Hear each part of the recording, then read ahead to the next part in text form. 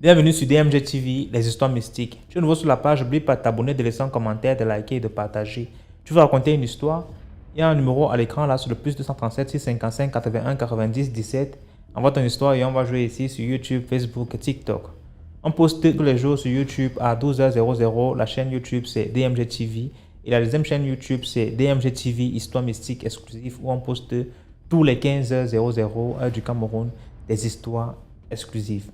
Voilà, je vous invite à vous abonner partout, Facebook, YouTube, TikTok pour nous suivre. Et voilà, on fait le direct tous les mercredis et vendredis à 20h00 sur TikTok qui est toujours DMG TV. Laissez des likes, partagez, commentez. Ce qu'on fait, c'est pour sensibiliser. Ça ne coûte rien de nous donner un peu de force avec juste un like. Voilà, merci beaucoup. Écoutons la première histoire. Salut DMG, bonjour. Bonjour à tout le monde, bonjour à toute la communauté. Je vous salue au nom de Jésus.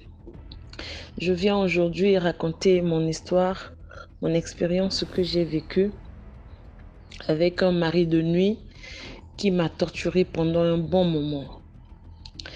Quand j'avais 18 ans, parce qu'aujourd'hui j'en ai plus, je suis déjà dans les quarantaines. Quand j'avais 18 ans, j'avais une relation avec un monsieur qui devait avoir l'âge de mon père. Et ce monsieur prenait vraiment soin de moi. Il était affectueux, il était poli, il était gentil, il n'était pas pingre. Et donc, tout se passait pour le mieux. Mais non, là où nous louions avec ma mère, il y avait un voisin que je n'aimais pas beaucoup. Le monsieur là, il avait l'âge de mon grand-père en fait. Mais je ne l'aimais pas. Quand je le voyais, quelque chose en moi me demandait de partir. Quelque chose en moi, vraiment, je me révoltais au-dedans de moi. Je ne comprenais pas pourquoi est-ce que je haïssais ce monsieur, pourquoi est-ce que je le détestais alors que le monsieur là, le pépé là ne m'avait rien fait. Mais pourquoi comme ça, du coup, comme ça, je le déteste? Moi-même, je n'arrivais pas à comprendre. Je n'arrivais pas à me l'expliquer. Comment on peut haïr quelqu'un qui ne t'a rien fait? Or, comme a dit ma soeur Linda, le premier signe qu'on te donne si tu es en danger, c'est d'abord ton propre corps. C'est ton corps qui t'indique que là, tu es en danger, tu ressens quelque chose de pas bien, les frissons, la chair de poule et tout. C'est ce que le monsieur là, le pépé là me faisait quand je le voyais, quand je le rencontrais. Mais comme il était mon voisin, donc on se rencontrait souvent. Et je rappelle que je précise, le monsieur là n'avait pas d'ongles. C'est-à-dire ses mains n'avaient pas des ongles. Ses mains, je ne sais pas si ses doigts n'avaient pas d'ongles. Je ne sais pas si ses pieds aussi n'avaient pas d'ongles. Mais je pense que ses pieds aussi n'avaient pas d'ongles. Ses doigts de pied n'avaient pas d'ongles aussi. Il a fait des enfants. Tous ses enfants aussi n'avaient pas des ongles. Donc, ce monsieur était incapable de ramasser quelque chose sur une surface dure, comme le carreau, le ciment, la table, quelque chose comme ça. Donc, pour prendre quelque chose, tu devais le lui tendre afin qu'il puisse prendre. Si tu jettes par terre, il était dans l'incapacité de ramasser. Et maintenant, dans mes rêves, quand je dormais, tous les jours, quand je dormais, un homme venait vers moi. Tous les jours quand je dormais, un homme venait vers moi. Et quand cet homme se présentait devant moi, je le repoussais. Maintenant, quand il va et quand il revient vers moi, il prend maintenant la face de mon petit ami, donc mon grand que j'ai dit au départ. Il prenait sa face et à ce moment-là, je me laissais faire. Et donc, chaque fois que je me réveille le matin, chaque jour quand je me réveille, j'étais mouillée, vraiment comme si j'étais partie avec un homme. J'étais tous les jours, je dis bien tous les jours, j'étais mouillée. Et c'est peut-être quand quand j'avais mes périodes que je ne voyais pas ce monsieur venir. Mais quand j'ai fini mes périodes, ce monsieur revenait tous les jours. Et je vous assure que pendant mes périodes de femme, je souffrais énormément. J'avais vraiment ce qu'on appelle les règles douloureuses. En tout cas, pour moi, là, c'était vraiment des règles douloureuses. je pleurais vraiment, je pleurais pendant mes périodes de femme. Je pleurais énormément. Je prenais des antidouleurs, mais ça ne faisait absolument rien. Pendant les 5 jours, surtout les 3 premiers jours, je souffrais énormément à cause de ce monsieur-là. Parce qu'on dit que quand tu as des maris de nuit, souvent, tu souffres des règles douloureuses. Et un jour, mais je n'arrivais pas à retenir le visage de cet homme-là. Je voyais un homme venir, mais je ne savais pas de qui il s'agissait. Et chaque fois, je n'arrivais pas à identifier son visage. Je dis, ah, le monsieur-là, il me semble que je l'ai vu quelque part. Mais où est-ce que je l'ai vu? Je n'arrivais pas à mettre le doigt dessus. Je n'arrivais pas à savoir que c'était mon voisin qui venait coucher avec moi, qui venait me violer chaque nuit. Alors, un jour, avec ce monsieur, on s'est rencontrés. Je ne sais pas ce qui s'est passé. On a eu un accrochage et on a essayé d'échanger les paroles. Il me dit, tu es forte. Je n'ai pas compris. Comment il peut me dire que tu es forte? Déjà, je ne peux pas me battre avec lui, c'est un pépé. Mais comment il peut me poser cette question? Après, je me suis rappelé, ça a fait un tic dans ma tête. Je me suis souvenu, j'ai dit, waouh, le monsieur là. Donc, quand il m'a posé cette question-là, quelques secondes après, j'ai réalisé que donc c'était lui, le mari de nuit, qui venait me déranger chaque nuit. Et là, j'ai maintenant vu son visage et je l'ai reconnu. J'ai dit finalement, c'est lui, le monsieur qui vient me déranger chaque nuit. C'est lui qui vient m'importuner, c'est lui qui vient me violer chaque nuit. Et c'est à cause de lui que je souffre. Je vous assure que vraiment, quand je me réveillais le matin, c'est comme si j'étais partie avec un homme. J'étais toujours mouillée. Quand je dis mouillée, les femmes savent de quoi je parle. J'étais complètement mouillée. Mon sous-vêtement était mouillé, vraiment mouillé. Et donc, quand je me suis souvenu que c'était lui qui venait, mais pourquoi est-ce que lui, il vient avec le visage de mon petit ami? Parce que s'il vient avec son propre visage, je ne l'acceptais pas. Mais pourquoi est-ce qu'il vient avec le visage de mon petit ami? Ça a commencé vraiment à m'intriguer.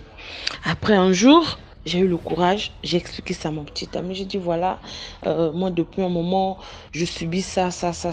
Et je lui explique que chaque fois que le monsieur venait, quand il vient avec sa face, je le repousse. Mais après, il revient, il vient maintenant avec ta face à toi. Et quand il vient avec ta face à toi, je me donne à lui.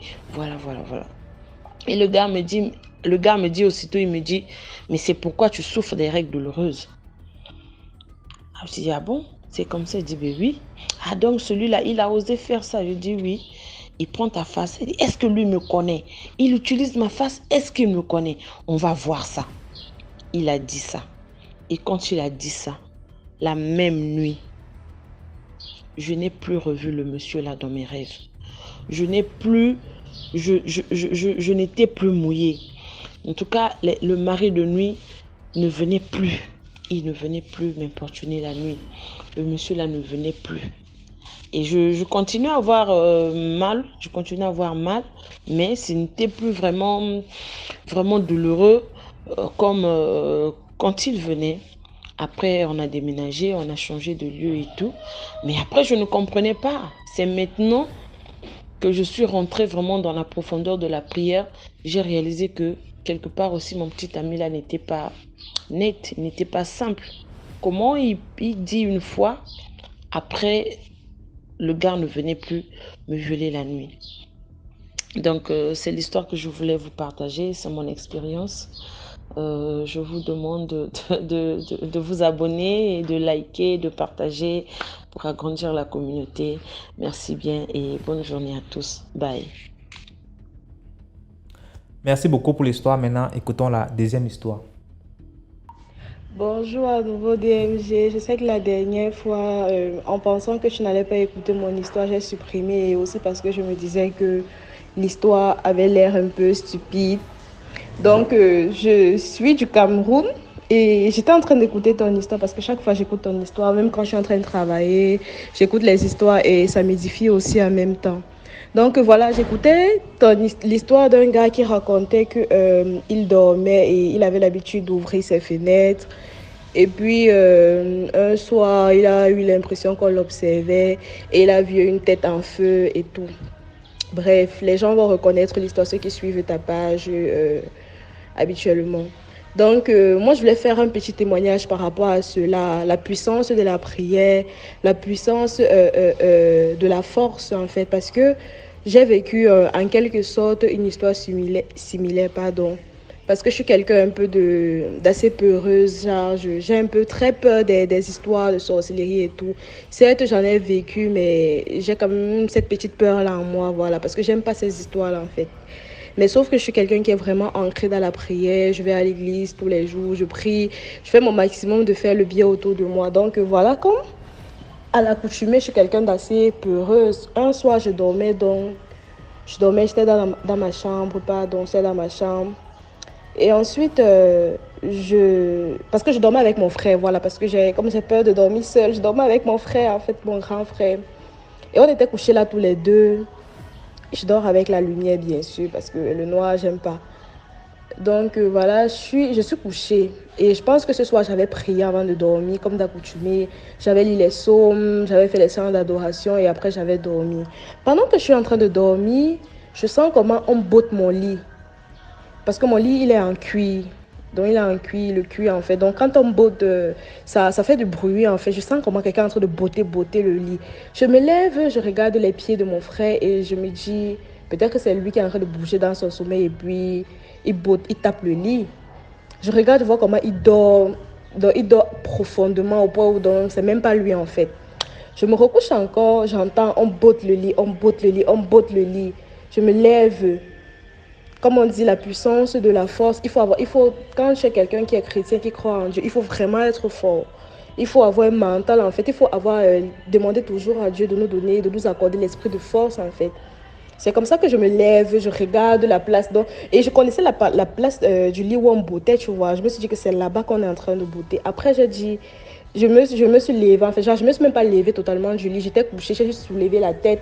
J'ai regardé l'endroit et j'ai fait... Donc, j'ai piaffé en disant que les gens sont en train de dormir. Au lieu de dormir, vous venez pour déranger les gens. Continuez à botter le lit. J'ai dit ça comme ça et je me suis recouchée, hein.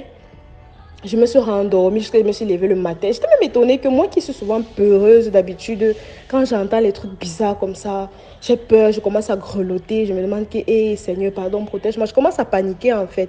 Mais là, cette fois-ci, là, j'avais tellement une assurance en moi. Donc, le fait même que j'ai piaffé, c'est genre, j'ai pris le dessus en fait. Je vais dire ça comment, sur le diable ou sur la personne qui était en train d'essayer de me faire peur, de me persécuter. Comme notre évêque dit souvent, une foi avec la peur n'est pas une vraie foi en fait. Une foi, si c'est que dans ta foi, tu as peur, ça veut dire que tu n'as pas vraiment la foi en fait. Et l'acte que j'avais posé ce jour-là, c'était un acte de confiance, un acte de foi, un acte de force en fait. Donc, tu prends le dessus. Quand tu poses des actes comme ça, tu prends le dessus sur ton ennemi, tu prends le dessus sur le diable qui essaye de te faire peur. Parce que si c'est que tu as peur dans la foi, le diable va te smatcher très très mal même. Donc ce jour, c'est ma réaction que j'ai eue. Et cette réaction-là, ça a permis en sorte que j'ai même dormi sans m'en rendre compte. Jusqu'à quand je me suis levée le matin, je me suis dit, hey, qu'est-ce qui s'est même passé? Genre, moi là, qui suis souvent peureuse, que quand j'entends seulement les trucs bizarres, je commence à avoir peur et tout, je commence à prier. Mais cette fois-là, je n'ai même pas prié. Elle dit que continue de taper. Donc les gens dorment, toi tu viens taper le dos. Toi tu peux pas dormir et tout. C'est comme ça que je me suis couchée, hein.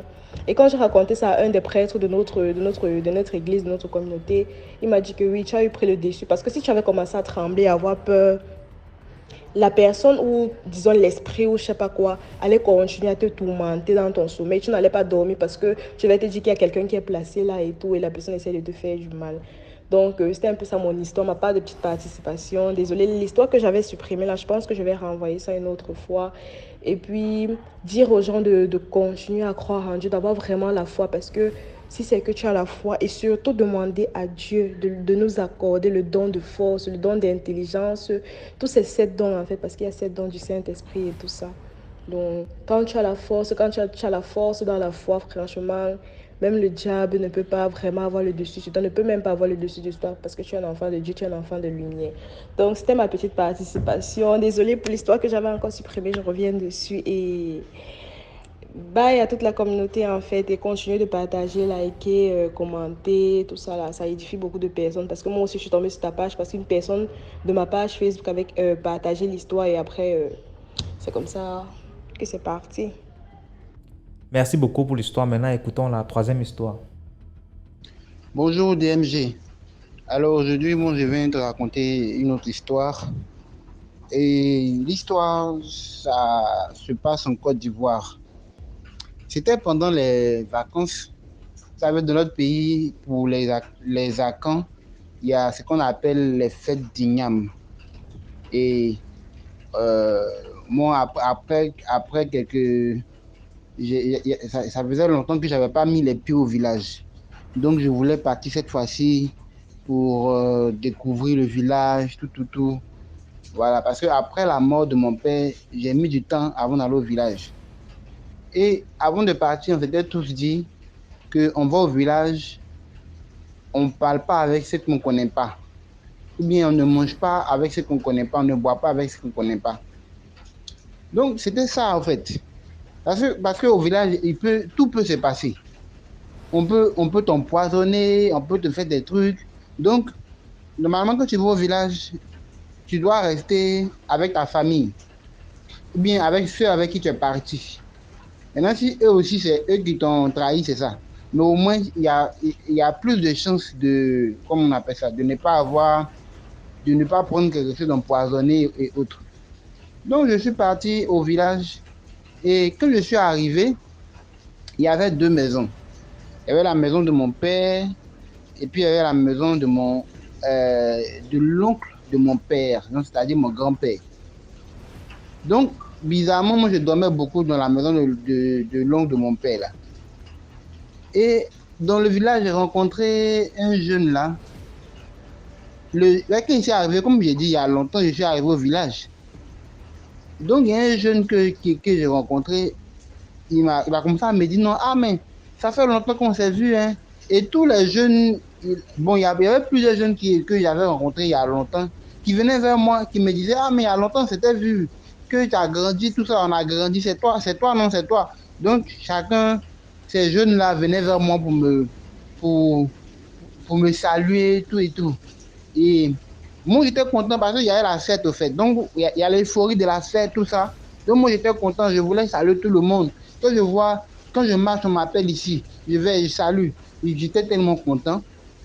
Et le jeune, parmi ces jeunes, il y a un qui à chaque fois que j'étais seul, il venait vers moi. Il venait vers moi pour me parler. Genre, il me mettait en confiance, au fait. À chaque fois que j'étais seul, le jeune là vient vers moi. Et moi, je me dis, bon, ah, c'est un ami d'enfance. Moi, j'avais un peu oublié, hein. Mais j'étais content, en fait. Je ne sais pas pourquoi, mais j'étais heureux à cause de l'euphorie de la fête. Et la nuit tombe. Non, c'est le lendemain, la nuit tombe. Ce jeune-là, il m'appelle sur mon numéro. Je pense qu'on s'était échangé le numéro. Il m'appelle sur mon numéro et il dit il veut me parler. Que ils ont tué Cabri de venir à manger. Donc moi, c'est la fête. Il dit, ah, bon, tu sais, c'est un truc au village, ils ont tué Cabri, il faut qu'on aille manger. Et il était environ 23 heures, il était presque minuit. Et je me suis levé. Mes grands-oncles m'ont vu, m'ont dit, ah, mais tu vas où la nuit là? Et non, il y a un ami, un jeune là, qui m'a appelé pour aller manger Cabri, disons Dieu Cabri. Et l'oncle a crié sur moi, tu vas où? Couche-toi là-bas. Parce que je m'apprêtais à dormir. Et tu vas où? C'est quelle histoire de tuer Cabri la nuit, là, puis tu sors. Et bizarrement, quand il m'a parlé, c'est là, mon esprit est revenu en moi. Ah, bon, moi, j'ai vu ça bizarre, la nuit là. Et le lendemain, je n'ai plus vu le jeune. Bon. Après, je l'ai vu, mais je n'étais plus proche de lui. Je n'étais plus proche de lui jusqu'à ce que... Non, non, je pense que je ne l'ai pas vu. Je ne l'ai plus revu. On ne s'est plus revu jusqu'à ce que je quitte le village. Et je ne lui ai pas dit que je lui ai pas dit que je partais, je ne lui ai pas dit au revoir, tout ça. Et c'est-à-dire, le lendemain, la fête était finie, au fait. Donc, j'avais plus l'euphorie, j'étais plus chaud. Donc, j'étais dans mon coin. Je n'ai pas cherché à voir le jeune, tout ça. Et c'est lorsque j'écoutais des histoires, j'ai entendu une histoire où il y a une femme qui a dit qu'ils ont initié sa fille, bien, je ne sais pas, pendant qu'elle mangeait, c'est-à-dire en l'invitant à manger le cabri la nuit. Voilà. Donc, j'ai compris qu'au fait, c'était une initiation que les gens voulaient me faire. Voilà, les gens voulaient m'initier cette nuit-là. Et donc, c'est pour dire à tous ceux qui vont au village, c'est vrai que de ne pas se laisser emporter par l'euphorie des fêtes du village. Voilà, ne vous laissez pas emporter par l'euphorie des fêtes du village. Ici, par exemple, nous, en Côte d'Ivoire, on parle de Pâques. Quand on dit Pâques, quand on dit Pâques, les fêtes de Pâques, tous les villageois, c'est-à-dire tous ceux qui sont à Abidjan, dans les villes, les grandes villes, vont au village pour fêter. Et souvent, ils s'oublient. Ils sont dans l'euphorie des fêtes et des choses les arrivent là-bas. Donc, restez toujours vigilants. Pas parce qu'on dit fête, c'est amusement que tu vas faire confiance à tout le monde. Quand tu vas au village, il faut rester avec ta famille. C'est-à-dire, ceux reste avec ta famille. Mange avec ta famille. Mange avec ceux avec qui tu as quitté la ville. Parce que tu ne sais pas qui est qui. Voilà, donc c'était mon histoire. Merci beaucoup pour l'histoire. Là, écoutons la quatrième histoire. Bonjour DMG, bonjour la famille, j'espère que tout le monde se porte bien. Ok, j'aimerais vous raconter une histoire en fait. C'est mon histoire, je suis une béninoise. J'étais au pays avec ma famille. Notre maman nous a accouchés à 6. Il y avait 3 garçons, 3 filles aussi. Donc c'est comme ça. On vivait ensemble. Le premier enfant de ma mère vivait avec ses 2 femmes, avec ses enfants. Nous, on était en ville et ils sont au village. Le deuxième et le troisième, et ils sont au Nigeria. Ils vivent au Nigeria. Donc voilà, comme ça, en 2011, le premier enfant de ma mère, il s'est levé un soir, il a fini de manger, il est parti se balader, il revient se coucher. Le lendemain, il est mort. On a enterré. Ça n'a pas fait 3 mois, comme ça, notre maman aussi est décédée. Donc, notre frère qui est au Nigeria, il a décidé de venir au Bénin, venir assister aux funérailles de notre maman. Il a laissé l'autre frère là-bas. Donc, l'autre frère qui est resté au Nigeria, il y a une vieille là-bas qui est venue lui demander de lui donner les ignames. Il a dit, mon grand frère n'est pas là, donc je ne peux pas te donner ça sans sa permission. S'il revient, je vais lui demander comme ça, il t'amène ça. Il a dit, ok, il n'y a pas de souci. Elle est partie. Quand notre grand frère est parti au Nigeria, son petit frère a dit, voilà, il y a une vieille qui est venue me demander les ignames. Mon grand frère a dit, ok, il n'y a pas de souci, je vais te donner, tu pars la donner. Le frère a pris les ignames, il est parti donner à la vieille en question. Elle a dit merci. Quand mon frère est quitté chez la vieille, il est rentré à la maison, il a commencé à dire, oh, mon ventre. On l'a amené à l'hôpital au Nigeria, ça n'a pas marché. Donc, le grand frère a décidé de l'amener au pays. On l'a amené au pays. Arrivé au pays, on l'a amené à l'hôpital. Arrivé à l'hôpital, on l'a opéré. On trouve le sable dans son ventre. L'opération s'est bien passée. Maintenant, après 2 jours, il est décédé un jeudi. On a amené, comme chez nous, on ne garde pas le corps. On a enterré en même temps. Maintenant, le vendredi matin, l'autre grand frère a dit qu'il part donner l'argent de l'hôpital. En route, lui-même, il fait l'accident, il meurt sur le champ. On est venu enterrer. Donc, c'était vraiment difficile au pays, ça ne marchait pas. Moi-même, à un moment donné, j'ai commencé à tomber malade, mon ventre. J'ai senti que là, si je reste là, c'est pas bon. Je suis venue au Gabon, arrivée au Gabon ici. Je pensais que ça devrait aller, mais bon, pour la santé, ça va. Mais même si je travaille, je ne gagne pas l'argent. Un jour, j'ai rêvé que la femme là me disait, oh, peut-être je ne peux pas te tuer parce que je n'arrive pas. J'ai essayé de te tuer, je ne peux pas. Mais sache que tu ne peux jamais connaître le bonheur dans ta vie. J'ai eu un enfant ici. L'enfant tombe malade. On dort la nuit comme ça, l'enfant se réveille, maman. Regarde, il y a un serpent, il y a un gros serpent derrière toi, il y a un gros serpent derrière toi, fais attention, le serpent veut t'avaler. Moi, je ne vois pas. Et quand l'enfant là commence à faire comme ça, là, à la fièvre, j'ai pas à l'hôpital. Si ce n'est pas 300 000, si ce n'est pas 200 et quelques mille, l'enfant ne guérit pas.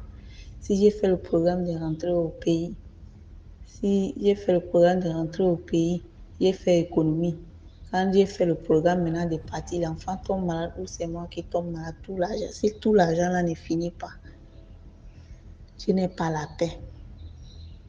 Donc c'est un peu ça mon histoire en ce moment. Je cherche juste la prière. J'espère qu'un jour ça va finir. J'ai perdu toute ma famille. Je ne peux compter seulement que sur mon enfant et Dieu en ce moment. Donc c'était un peu ça mon histoire.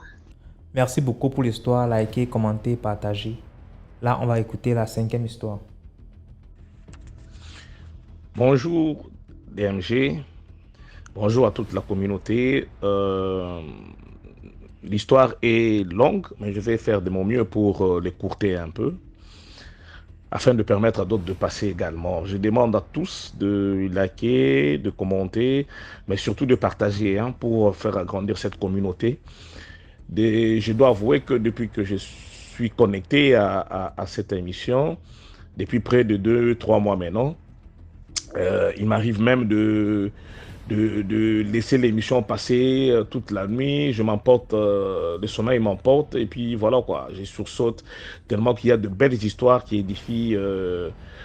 Et je vais vraiment demander à la communauté d'être indulgent, d'être tolérant, de ne pas de permettre à tout le monde de raconter son histoire. Peut-être pour les uns, c'est une façon de se défouler, pour les autres, c'est une façon de trouver des solutions. Et donc, ça ne sert à rien d'être très poignant lorsqu'on critique, lorsqu'on commente, quoi. Voilà.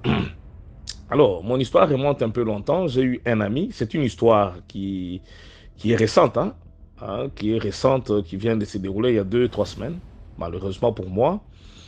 Mais elle concerne un ami très proche, très très proche, avec qui on a commencé l'école primaire, secondaire et tout. On a évolué, nous avons fait la faculté de médecine ensemble à l'université de Kinshasa au Congo, pour ceux qui connaissent. Alors, lorsque nous avons terminé nos études, mon ami s'est résolu en 2004, nous sommes devenus médecins, il s'est résolu d'aller se rechercher en Afrique du Sud. Heureusement pour lui, les choses se sont bien déroulées. Il a eu un très bon poste dans un hôpital de l'État en Afrique du Sud, ce qui n'est pas facile pour les amis qui savent comment ça se passe. Les évaluations en Afrique du Sud, il faut connaître la langue et tout. Nous sommes francophones, là-bas il faut connaître l'anglais. Et tout ça, ça prend quand même du temps pour exceller et prendre son élan dans notre profession. Bref, pendant que nous étions à l'université, l'ami était fiancé. Quand il arrive en Afrique du Sud, il fait venir sa fiancée. Et malheureusement, sa fiancée n'a fait qu'un mois avec l'ami. Elle a présenté des crises psychiatriques. Des crises psychiatriques qui ont évolué comme ça pendant un moment. Au finish, les familles ont beaucoup interprété ces crises au point où elles se sont résolues, les familles, elles se sont résolues de séparer les deux personnes, quoi. Donc mon ami et sa fiancée, sa première fiancée. Alors, mon ami s'est dit, bon, c'est quand même une dame avec qui j'ai pris beaucoup d'années. On est trop habitués, je n'aimerais pas la voir souffrir. Il s'est battu, il a envoyé la dame aux États-Unis pour qu'elle aille refaire sa vie. Curieusement, lorsque la femme arrive aux États-Unis, elle redevient normale, il n'y avait plus rien. Jusqu'à ce jour, elle est normale. Là, nous sommes en 2007. Jusqu'à ce jour, la femme n'a plus présenté de problème. L'ami est resté en Afrique du Sud. Je serai un peu plus bref. Je vais recouper certains morceaux et laisser tomber d'autres pour vous faire gagner en temps, quoi. Alors, l'ami reste. Il s'est dit, il ne pouvait pas rester comme ça. Il tombe sur une Sud-Africaine, une dame sud-africaine, avec qui ils ont 2 fillettes. Aujourd'hui, la première fillette a 12 ans et la seconde a 9 ans. Malheureusement, l'ami n'était pas convaincu de la dame parce que déjà que le mœurs ne concordait pas. Les mœurs ne concordaient pas d'après les explications de l'homme, bien évidemment. Et moi, personnellement, je vis en France, mais quand je suis allé en Afrique du Sud, J'ai essayé de discuter avec l'ami et la dame. Bon, j'ai compris que c'était une union de fait. Une union de fait. Donc, ce n'étaient pas des gens qui étaient prédisposés à évoluer ensemble. Ils ont eu quand même des enfants. La femme a laissé les enfants auprès de l'homme. Elle a évolué toute seule, ailleurs, dans une autre ville. Un peu plus loin, quoi. Alors, l'homme est resté seul avec ses deux enfants, avec sa bonne. La bonne qui l'aidait à préparer les enfants pour l'école, à faire à manger pour les enfants, etc., etc. Ben, il s'est dit qu'il ne pouvait pas rester seul. Il s'est résolu de prendre une fiancée, de s'engager dans une relation qui pourrait l'amener à un mariage. Parce que, voyez-vous que là, nous sommes autour de 50 ans maintenant, donc du coup, c'est pas intéressant de continuer à rester tout seul. Alors, il prend une fiancée à Lubumbashi. Nous, à la base, nous sommes de Kinshasa, la capitale. Lubumbashi, c'est la seconde ville du pays, c'est au sud. Il tombe sur une dame à Lubumbashi. Tout s'est fait comme il s'est devait. Il envoie la dot et tout. La femme le rejoint en Afrique du Sud. Ça, nous sommes à la deuxième dame. Arrivé en Afrique du Sud, nous sommes à la troisième. Donc, nous prenons la première fiancée qui a présenté de troubles psychiatriques, qui est allée en Afrique du Sud et aux États-Unis. Nous prenons la dame avec qui il a fait 2 enfants, la sud-africaine, et là, nous sommes à la troisième. Alors, la troisième arrive en Afrique du Sud. Elle fait 1 mois, elle glisse. Elle chute carrément. Elle était en train de faire le ménage, elle glisse et elle se fracture. Il y a fracture de 2 fémurs. Donc, les 2 fémurs complètement cassés, quoi. Alors, on l'amène à l'hôpital. On voit qu'il n'y avait pas que le problème de fracture de fémur, mais aussi, elle a eu un problème au niveau de la colonne vertébrale. Donc, du coup, elle ne savait pas mouvoir pendant un long moment. Alors, sa famille qui est restée à Lubumbashi, apprenant cela, et connaissant déjà les antécédents de notre ami, alors la famille s'est résolue de ramener leurs enfants à Lubumbashi. La famille a exigé une séparation temporaire entre les deux, donc leur fille et mon ami. Bizarrement, encore une fois de plus, la femme arrive à Lubumbashi, quelques semaines après, 2-3 semaines après, elle commence à se remettre. Elle ressent sa colonne vertébrale, les orthopédistes font ce qu'ils avaient à faire, la femme recouvre totalement sa santé. Et la famille de la femme se décide de rompre ces liens de mariage. Alors, mon ami est resté très triste. Très, très triste. Alors là, nous sommes en 2017 déjà. Autour de 2017. 2017-2018 par là. Alors, l'ami est resté. Il s'était décidé que vraiment, il a compris qu'il devait élever ses enfants, qui étaient encore toutes petites.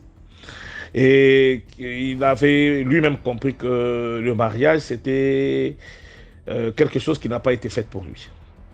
Il est resté comme ça. Bon, il y a eu des amis, il y a la famille qui sont venus lui dire que c'était pas normal qu'il reste comme ça. Il devait se relancer dans une nouvelle aventure. Finalement, il s'est trouvé une fiancée à Kinshasa.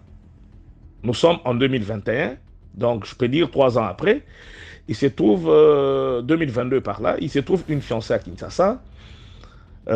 Lui était toujours en Afrique du Sud. Hein. Il a même eu de promotion. Il était même médecin directeur de l'hôpital là où il a été affecté. Un type très bien, très sociable, un type attentionné, en tout cas un ami exceptionnel. Alors, qu'est-ce qui se passe? Il commence à préparer le mariage. Nous sommes au mois de mars 2023, donc le mois passé. L'ami prépare son mariage. Nous autres, nous avons compris qu'il fallait que ça soit une cérémonie effacée, quoi. Donc, pas trop de tapage, de trucs comme ça. Mais vous connaissez les femmes, hein. La famille de la femme a insisté. Pour eux, les antécédents de l'ami, ce n'était pas leur problème, hein. C'était leur fille qui s'est mariée. Alors, elle devrait honorer leur fille.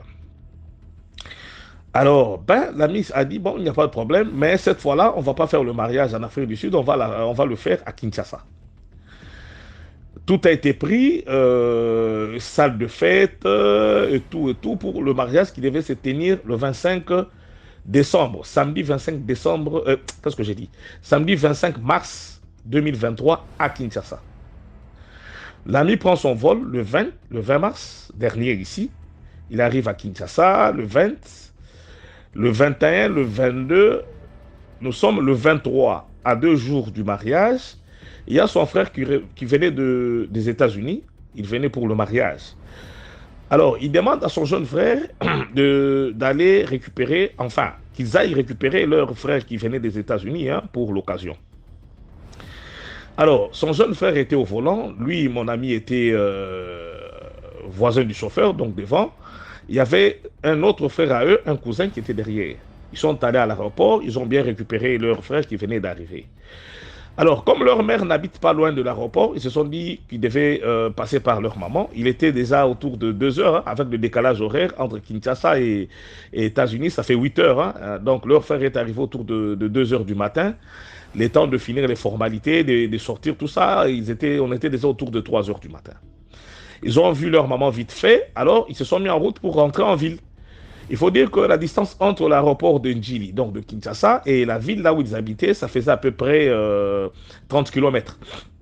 Alors, pour ceux qui connaissent Kinshasa, ils savent que le tronçon entre l'aéroport et la première cité la plus peuplée qu'on appelle Kingasani est un tronçon qui n'est pas électrifié, donc il n'y a pas du courant. Donc, les lumières, là, les lampadaires et autres, il n'y a pas. Malheureusement pour eux, il y a eu un chauffeur qui a laissé son camion en panne en plein milieu de la route. Sans signaux, sans quoi que ce soit. Vous savez un peu comment ça se passe chez nous en Afrique. C'est pas comme dans des pays développés où il y a des sanctions pour des chauffeurs qui se comportent de cette manière. Alors, le chauffeur a laissé un camion, un grand camion, avec de bois, plein de bois, à vendre bien évidemment, mais comme le camion tombait en panne, il a fermé ses portières, il est parti. Le petit chauffeur là, le petit frère n'avait pas vu, il était à vive allure, il n'avait rien vu malgré ses phares. Il s'est retrouvé à quelques mètres du camion, à quelques mètres du camion. Nous sommes à 2 jours, hein, je vous rappelle, hein, à 2 jours du mariage. C'était le 23. J'ai dit le 23, le mariage devait se tenir samedi le 25 mars passé. Alors, comme tout chauffeur, il a eu le réflexe de vouloir éviter le camion, mais en cédant le côté du passager, donc de mon ami. Et c'est le côté du passager qui est allé s'enfoncer dans le camion.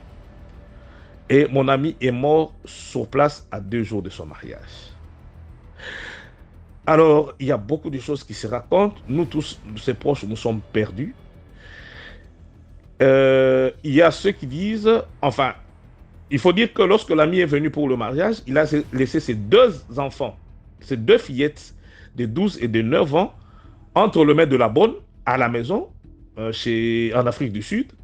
Il est venu tout seul prendre leur nouvelle maman et rentrer avec elle en Afrique du Sud.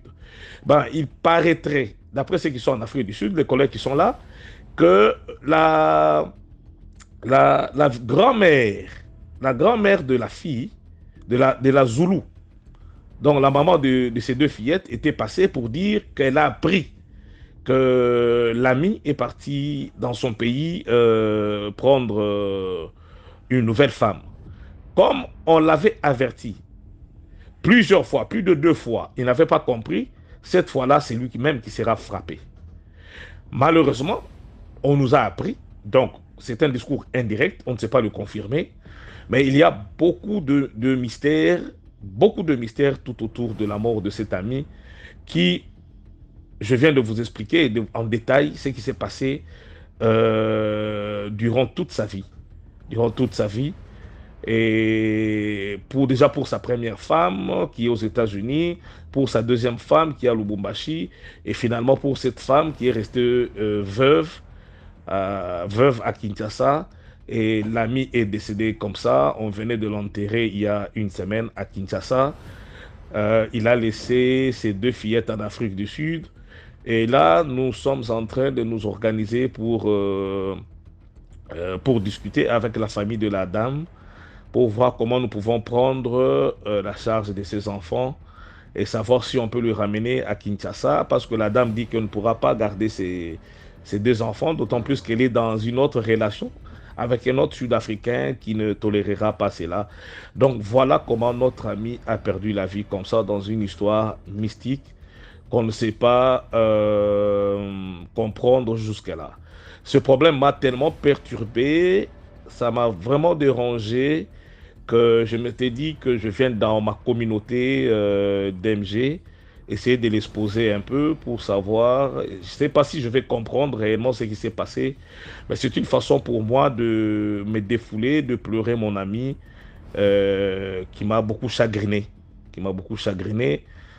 Voilà un peu son histoire. Comme on dirait, on meurt comme on a vécu. Il a été enterré dignement par nous, ses proches. Nous avons fait les déplacements pour aller l'enterrer à Kinshasa. Et voilà que c'est maintenant que je suis rentré chez moi en France et que je pensais que je pouvais partager cette histoire avec la communauté, quoi. Donc, j'ai des questions sans réponse. J'ai des réponses qui n'ont pas de questions. J'essaie de les coller comme ça, vaille que vaille. Et je ne sais pas si j'aurai des réponses à la disparition de mon ami. Merci beaucoup DMG, merci la communauté. Commentez bien évidemment sans injurier, sans taquiner. Soyez tolérants. Voilà un peu. Merci à vous. Merci beaucoup pour l'histoire. Maintenant, on écoute la 6e histoire. Bonsoir. C'est mon histoire que je suis en train de raconter, afin de sensibiliser certaines jeunesses un peu plus faibles et fragiles. Un jour, j'étais en province, la deuxième province qu'on va surnommer la capitale dans le Gabon. Et en partant là-bas, puisque c'était un temps de vacances, il a bien fallu que je puisse aller m'amuser en province. Mais je ne savais pas que les choses comme ça devaient arriver dans ma vie. Voici comment je suis arrivé en province. Je me suis habitué avec tout le monde, puisque mon papa, il est un peu conçu de partout. Et là-bas, vu que lui-même ne vit pas là-bas, je considère que je suis propriétaire d'une grande maison de 3 chambres, salon, cuisine, douche, toilette en province. Donc il était un soir, puisque j'avais un meilleur ami que j'ai croisé en province. Je l'ai hébergé chez moi, on vivait tous ensemble, on était trop rapprochés. Donc on faisait nos grooves, des vacances ensemble. Mais une fois, nous sommes allés dans un petit coin de la place qu'on va appeler Lac Bleu. Nous sommes partis consommer, mais on était dans les petits bars. On a consommé. On était déjà un peu plus fatigué. Voilà comment on prend maintenant la route pour la maison. Mais en rentrant chez moi, il y a un snack qui frappe. Un snack qui n'est pas loin de chez moi. Voici comment mon ami me donne l'idée que on va rentrer comme ça là. Ici là, il y a trop le mouvement. Et je sens qu'on va rentrer dans le snack là. Ça, je pose la question, tu as combien? Parce que moi, je n'ai plus rien sur moi, à part l'argent qu'il y a à la maison. Il me dit non, moi j'ai 2000 là. On va d'abord prendre une pour la route, pour temporiser, voir ce qui est à l'intérieur, s'il y a des bonnes nanas qu'on peut décrocher et puis rentrer avec eux. J'ai dit ok, il n'y a pas de problème. Ça marche. En rentrant dans le snack, On part maintenant vers le comptoir pour vouloir maintenant acheter la boisson, la Régab en canette, la plus fidèle des Gabonais. On commande le Régab en canette.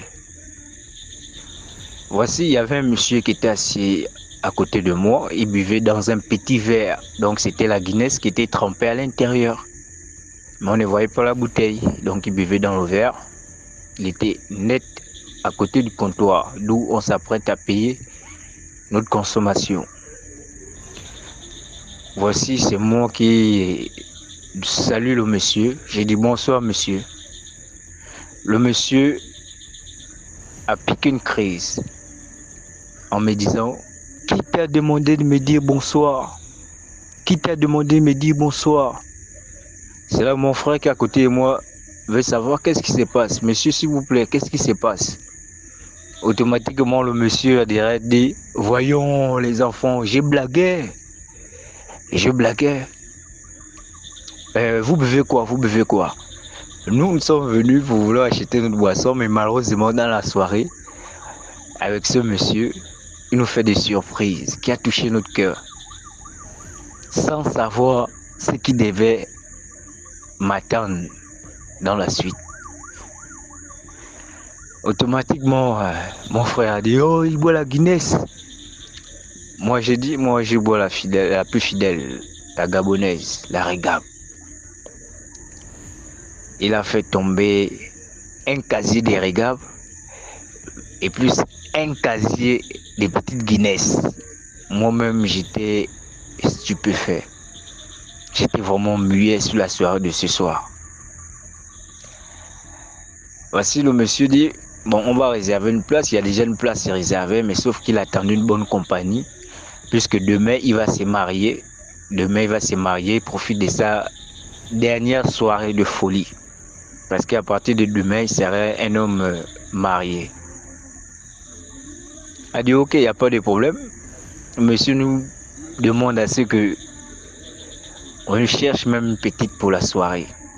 Il a dit: ok, il n'y a pas de problème. Il y a beaucoup de petites. Voici, en buvant, la majorité des filles ont remarqué que sur nos tables, elle est tellement chargée à tribord que même nous-mêmes, on n'arrive pas à finir le vin. On a demandé au boss si on pourrait être accompagné. Il a dit: non, ne vous gênez pas. Mettez-vous à l'aise. Car moi aussi, je suis là pour me mettre à l'aise. On a tiré l'une des connaissances des filles qu'on connaissait très bien, qui venaient vous asseoir. Elles étaient 2 filles. Une pour moi, frangin, une pour moi. Donc, il manquait la seconde fille du boss. Maintenant, les filles me posent des questions. Mais vous êtes avec votre père comme ça, là, vous buvez même à côté de votre père. C'est moi qui réponds: mais nous, on vit comme des blancs. Donc, c'était déjà un code qu'ils nous avaient déjà donné. Et nous, on vit comme des blancs. On fume même devant notre père, on fait tout devant notre père. Donc, nous sommes à l'aise. Les filles, elles ne savaient plus quoi dire. Tout le monde dans la joie, on tentait de boire, danser. Mais je sifflais l'oreille à ma personne, la fille qui était à côté de moi, qui cherche nous une bonne go pour notre père. Parce que demain, il se marie, mais il a envie de passer une belle soirée. Parce que demain, c'est son mariage. Il a dit: ok, il n'y a pas de problème, il va appeler sa copine. J'ai signalé au boss que il y a déjà une qu'on va tirer. Donc c'est sa copine qui va lui faire appel. Et elle va arriver. Donc veuillez patienter dans 30 ou 1 heure. Il dit: ok, d'accord, j'ai confiance en vous, hein. J'ai confiance en vous. J'ai dit: non, il n'y a pas de souci, le boss, tu peux avoir confiance en nous. Bon, pendant tout ce temps, on fait que boire. Maintenant, quand on buvait, automatiquement, puisqu'à l'intérieur du snack, on ne peut pas fumer la cigarette. Donc, j'étais obligé de sortir dehors, prendre de l'air, profiter à fumer une cigarette. Je sors du snack, je m'avais fumé la cigarette. Donc, le V8 qui est net garé dehors, c'est la voiture de monsieur. Moi, je ne savais pas. Tellement que j'étais en train de fumer la cigarette, automatiquement, le monsieur sort. Il dit, ah, fiston, tu fumes la cigarette? Il dit, oui, le boss, je suis en train de fumer une cigarette, puisqu'à l'intérieur, je ne fume pas la cigarette. Il dit, ok, d'accord, il n'y a pas de problème. Dès que tu finis la cigarette, tu me suis dans la voiture. Automatiquement, il avait les clés avec lui. C'est ting-ting.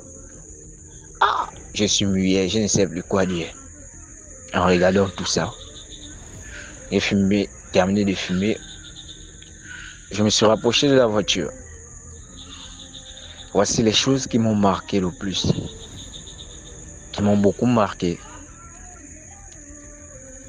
En rentrant dans la voiture, j'ai pris place. Le monsieur me dit, tu sais, quand je te regarde, tu es un bon petit. Tu es une bonne personne. Mais moi, je suis prêt à faire de toi un homme.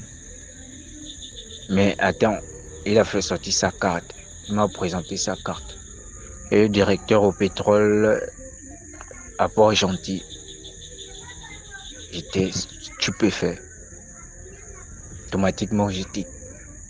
Maintenant, le monsieur me dit, tu sais, moi, je suis un directeur de pétrole. Je suis directeur de pétrole à Port-Gentil. Moi, je suis prêt à te donner un poste. Je suis prêt à te donner un travail. Je suis prêt à te nourrir. Afin que tu puisses mieux exercer. Mais avant cela, tu dois devoir me donner un hérisson. Moi, je sais que l'hérisson, c'est une viande en brousse que tout chasseur tue. Et ils apportent au village, bien en ville, pour pouvoir liquider cette viande, afin que chacun se sert dans son assiette du menu qu'il veut manger. Je lui ai répondu en disant, oui, le boss, si c'est pour les hérissons, il y a des chasseurs qui viennent toujours par le carrefour Ndindé. Pour ceux-là qui connaissent le carrefour Ndindé, ils vont se reconnaître. Ils vont reconnaître l'endroit d'où je parle. Il y a des hérissons qui arrivent là par le carrefour Ndindé. Et je crois que demain, on pourra avoir un hérisson. Moi, pendant tout ce temps, je n'avais pas compris dans le sens d'où il voulait en venir. Voici le monsieur fait sortir l'argent de sa poche. Il n'a même pas eu le temps de calculer.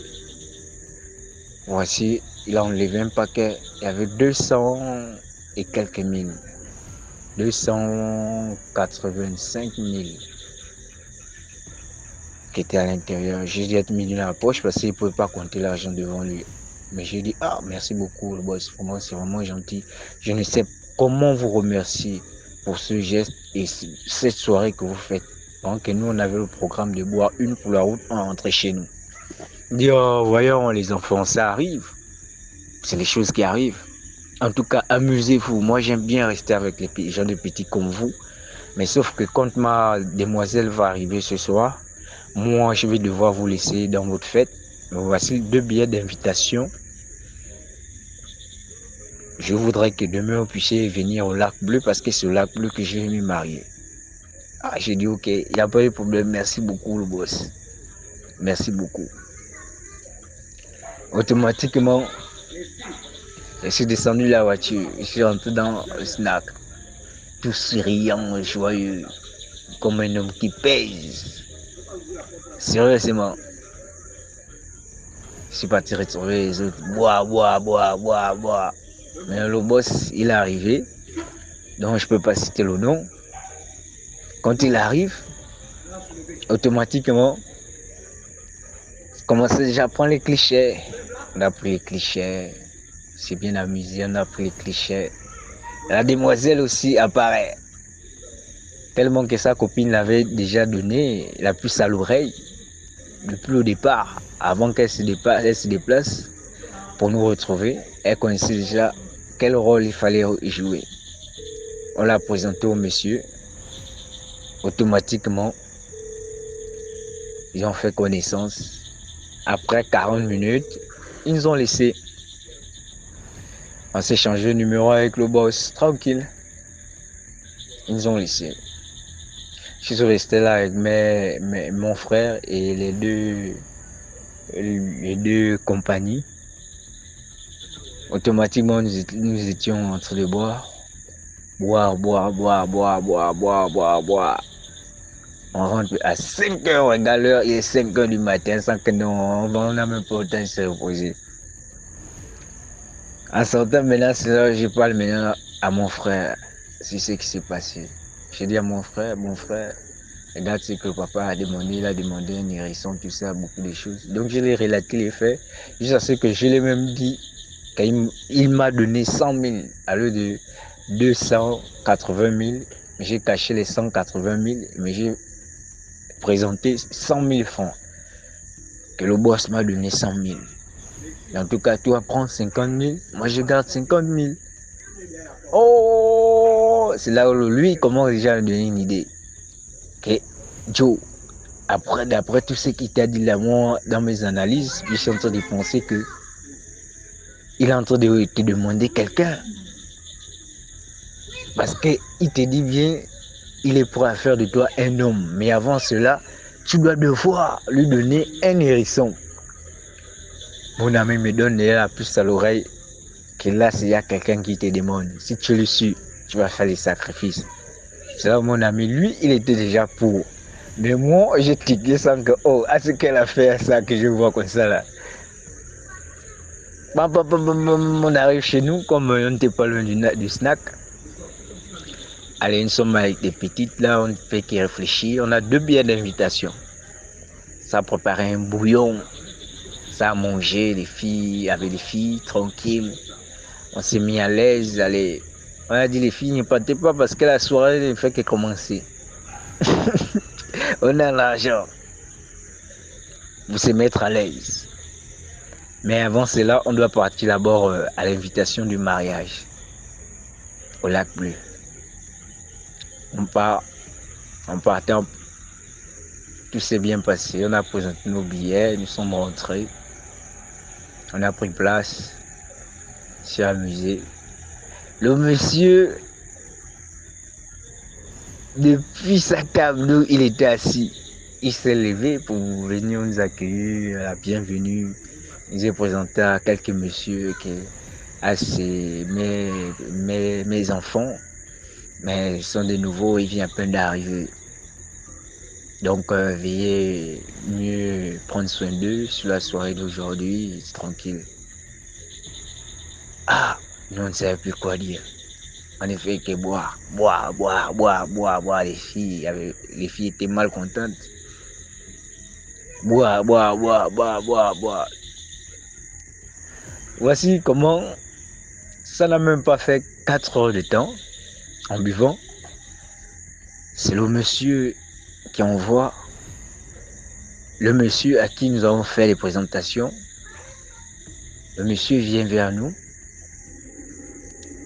et dit, voici ce que le boss a envoyé pour vous. Il a dit de vous mettre à l'aise ce soir, que vous ne pouvez pas vous voir aujourd'hui, mais vous allez le voir plus tard. J'ai dit, ok, il n'y a pas de problème, c'est gentil. Il fait sortir, il nous donne 200 000 francs. Oh! Je suis muet, je ne sais quoi dire. J'ai pris cet argent, j'ai donné 100 000 à mon ami. J'ai encore pris 100 000, j'ai mis dans mes poches. Pam, fait que boire, nous sommes sortis du mariage. Tous les bars de la province étaient maintenant pour nous. On partait des bar en bar. Un délire qui t'a pratiquement fait une semaine. Voici, tout d'un coup, il sent que non. Bon, là, je vais un peu appeler le boss pour le geste. Je l'ai appelé. J'appelle. Le téléphone sonne, il décroche. Oui, fiston. Alors, ça tombe bien. Venez me trouver au carrefour de jeunes. Sans que, ok, d'accord, il n'y a pas de problème. On arrive. J'ai dit, Joe. Bon, ça dit, on le trouve au carrefour des jeunes. Une fois que nous sommes au carrefour des jeunes, on l'appelle. Automatiquement, on a traversé au carrefour des jeunes pour le côté du pont.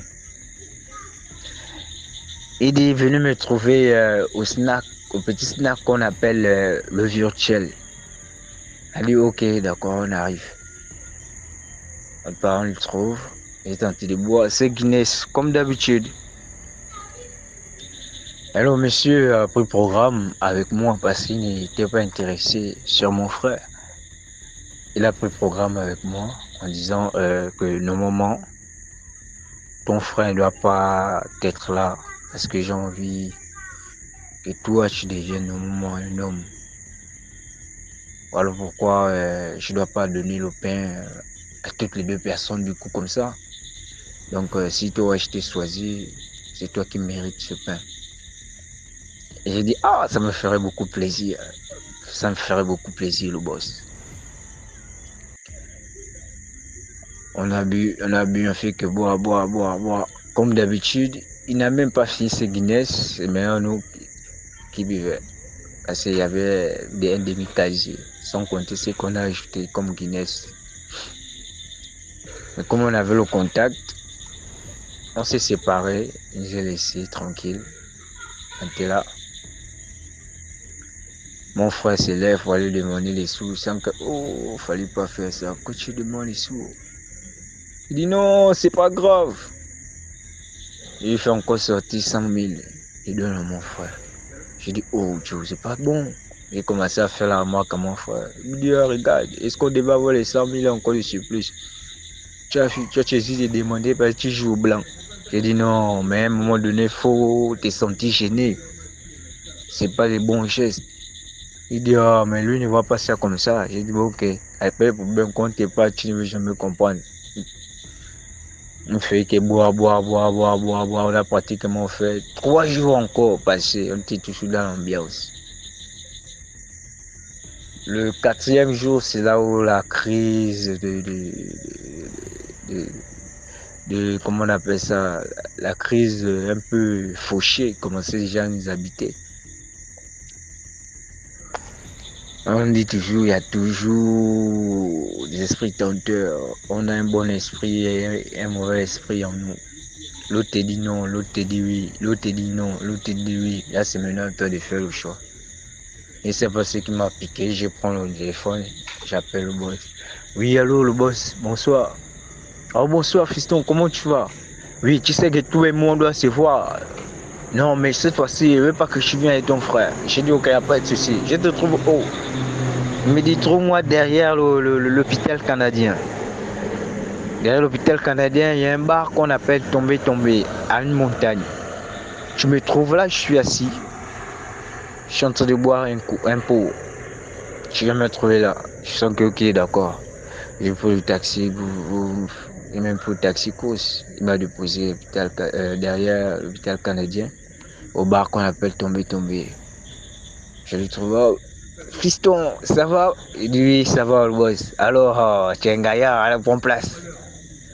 Ok, bon, là, je vais maintenant t'expliquer mon programme de voyage. Parce que mon programme de voyage, je voyage demain. Mais, quand tu vas venir à Port-Gentil, je vais t'envoyer, quand tu seras prêt à venir à Port-Gentil, je vais t'envoyer le billet de transport. Tu vas pouvoir venir me retrouver à Port-Gentil et ainsi de suite. Tu vas travailler, tu auras ton logement tranquille. J'ai dit ok, d'accord, ça me plaît beaucoup. Bon, si vous faites ça pour moi, vraiment, je ne saurais comment vous remercier.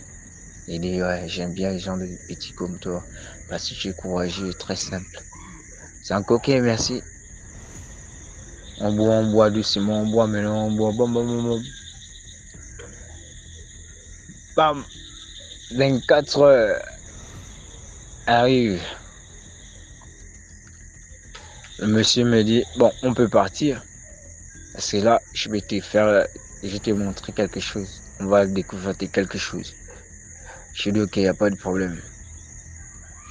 Je suis monté là au véhicule, là, il a démarré, il a débrouillé. On part, on roule, on traverse le pont, l'autre côté du pont. On va maintenant vers la série tellement que le nom m'échappe. On va à une série qui se trouve de l'autre côté du pont. Ah. En partant maintenant vers la Syrie, je remarque que on prend une direction non goudronnée. Et la direction non goudronnée, on roule au moins à plus de 80 à l'heure, à une distance, j'ai calculé la distance que nous avons fait, à une distance au moins de 2,5 km. En partant, j'avais déjà la chair de poule qui m'habitait. En fait, je n'étais pas de mon assiette. Je me sentais pas vraiment du tout bien. Mais comme nous les hommes, nous sommes toujours courageux, parfois on peut voir ce qui nous attend, ou bien ce qui vient de loin. Au fond de moi, le cœur me dit, ne continue pas le trajet. Ne continue pas le trajet. Maintenant, je vois les lumières d'une maison plus loin. Au moins, ça, je peux dire 300 et quelques mètres. Quand je vois la lumière, le cœur me dit, non, ne continue pas le chemin. Arrête-toi là. Automatiquement, j'ai écouté mon intuition. J'ai ouvert la portière, j'ai sauté. Quand j'ai sauté, j'ai pris la route. Il a crié, mon petit, oh, reviens, c'est dangereux ici, mon petit. J'ai pris la route, commencé à fuir.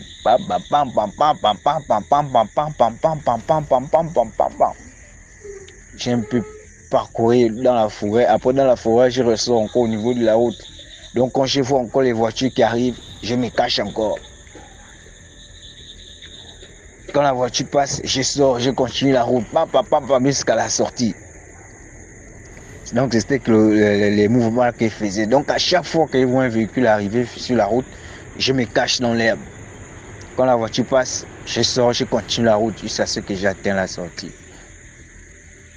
Mais je remercie Dieu parce que je ne suis pas allé d'où il y avait la maison bien éclairée, au fin fond d'une forêt comme ça.